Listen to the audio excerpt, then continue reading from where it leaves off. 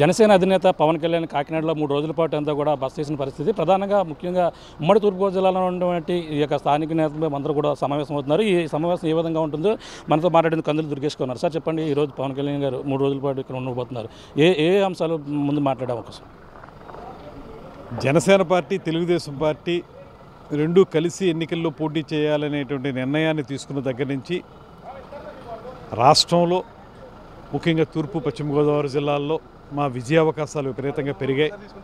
అందులో భాగంగా ముఖ్యంగా ఈరోజు కాకినాడ పార్లమెంటుకి సంబంధించినటువంటి వివిధ ఇన్ఛార్జీలతో మాట్లాడి వాళ్ళ విజయావకాశాలను ఏ రకంగా మెరుగుపరుచుకోవాలి, ఏ రకంగా మనం ఎన్నికల కార్యక్రమానికి శ్రీకారం చుట్టాలనేటువంటి దాని మీద అందరి దగ్గర నుంచి కూడా వారి ఆలోచనలు తీసుకోవడం జరుగుతుంది. ఆ ఆలోచనల మేరకు కార్యాచరణ ఏర్పాటు చేసుకుని ముందుకు వెళ్తాం. అంటే టికెట్లు ఎక్కడెక్కడ స్థానాల్లో దాని మీద ముందుకు ఫోకస్ చేయడం అవసరం. అందుకే ఇప్పుడు అందరితోనూ మాట్లాడుతున్నారు. అందరితో మాట్లాడి మా బలాబలాలను బట్టి మేము ఏ రకంగా ముందుకు వెళ్ళాలనేది ఆయన నిర్ణయిస్తారు. అంటే ముఖ్యంగా ఏ స్థానాలు ఎక్కువగా కేటాయించే అవకాశం ఉందని చెప్పేసి దానిపై నిర్ణయం తీసుకున్నాం. ఇప్పుడు అందరు ఇన్ఛార్జీలతో మాట్లాడుతున్నారండి, ఇంక్లూడింగ్ తుని. ఇప్పుడు కొత్తగానే ఇన్ఛార్జి పెట్టాం, అక్కడ అందరు ఇన్ఛార్జీలతో మాట్లాడుతున్నారు. మాట్లాడి ఒక పూర్తి స్థాయిలో ఒక నిర్ధారణకు వచ్చి అప్పుడు మేము ఎలా చేయాలనేది పవన్ కళ్యాణ్ గారు, చంద్రబాబు నాయుడు గారు కలిసి నిర్ణయించుకుంటారండి. అంటే పవన్ కళ్యాణ్ కూడా ఈ యొక్క తూర్పుగోదావరి జిల్లాలో పోటీ చేస్తారని చెప్పేసి ప్రధానంగా ఇది ఒక సంవత్సరం అది ఇప్పుడు దాకా ఇంకా అటువంటిది ఏమీ రాలేదు. ఇప్పుడు ప్రస్తుతానికి ఎవరైతే ఇన్ఛార్జ్ ఉన్నారో వాళ్ళందరితో మాట్లాడారు.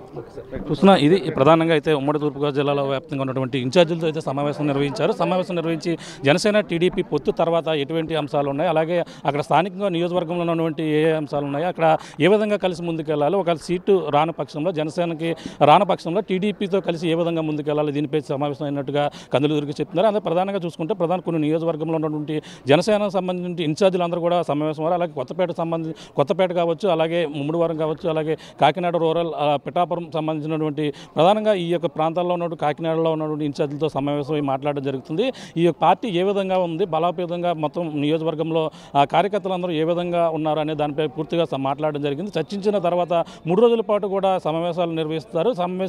అందరితో కలిసి సమావేశం నిర్వహిస్తున్నారు. అలాగే సింగిల్గా నియోజకవర్గంలో ఉన్నటువంటి ఇన్ఛార్జీలతో మాట్లాడుతున్నారు. ఇటువంటి సమావేశాలతో మాట్లాడడం జరుగుతుంది. ఇటువంటి నిర్ణయం అనేది కూడా 3 రోజులు జరిగిన తర్వాత సమావేశం తర్వాత వెల్లడిస్తామని చెప్పేసి అని చెప్తున్న పరిస్థితి.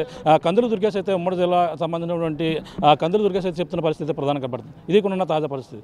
రాముతో ప్రకాష్, RTV, కాకినాడ. మరిన్ని వీడియోస్ కోసం ఛానల్ ని సబ్స్క్రైబ్ చేయండి. లేటెస్ట్ అప్డేట్స్ కోసం వాట్సాప్ ఛానల్ ని ఫాలో చేయండి. అండ్ లింక్ డిస్క్రిప్షన్ లో ఉంది.